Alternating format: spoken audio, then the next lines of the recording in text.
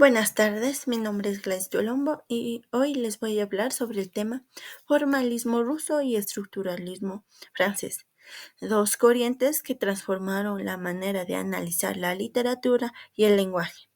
En esta exposición veremos su contexto histórico, sus principales representantes y los aportes que dejaron a la teoría literaria lingüística moderna.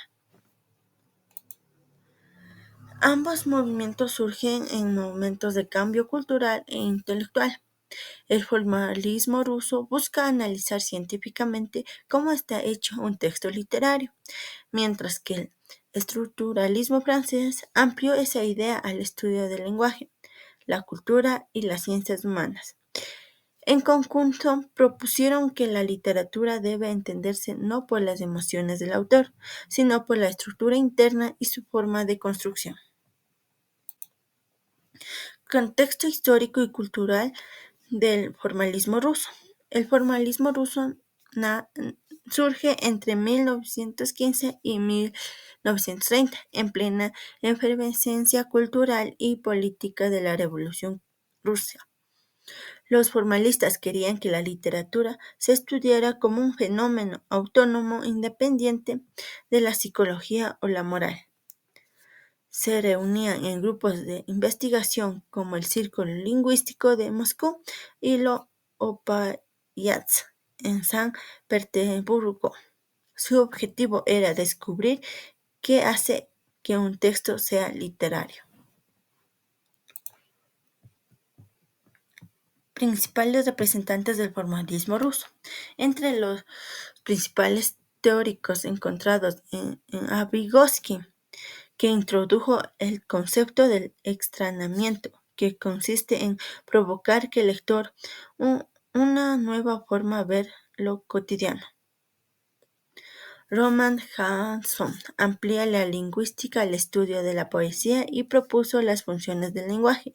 Yuri Tianov y Boris Eichenbaum analizaron la evolución literaria desde su estructura interna. En conjunto, los formalistas sentaron las bases de la literatura moderna. Contexto histórico y cultural del estructuralismo francés.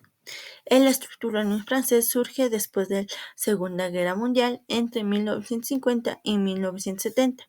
Se inspiró en las ideas de la lingüística Ferdinand de Saussure, quien explicó que el lenguaje es un sistema de signos frente al pensamiento existencialista. Los estructuralistas propusieron estudiar las estructuras universales que organizan la cultura, el pensamiento y el arte. Su influencia se expandió a la filosofía, la antropología y la crítica literaria. Sus principales representantes encontramos a Claude Lévi-Strauss, quien aplicó el estructuralismo a los mitos y a las culturas indígenas. Roald Barthes analizó la literatura y los medios desde la simetría, es decir, el estudio de los signos.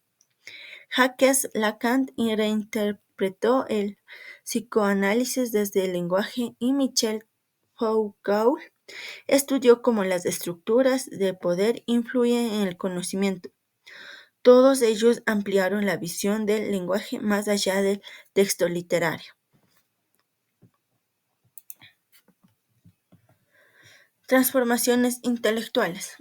Gracias a estos movimientos, la crítica literaria dejó de ser solo interpretación subjetiva y se convirtió en una disciplina más analítica. De ello nacieron otras corrientes, como la semiótica, la narratología y la postestructuralismo. Hoy, su influencia sigue presente en la manera en que entendemos el lenguaje, la literatura y los medios de comunicación. En conclusión, tanto el formalismo ruso como el estructuralismo francés cambiaron radicalmente nuestra forma de analizar los textos. Nos enseñaron que la literatura y el lenguaje son sistemas de significados no simples expresiones personales.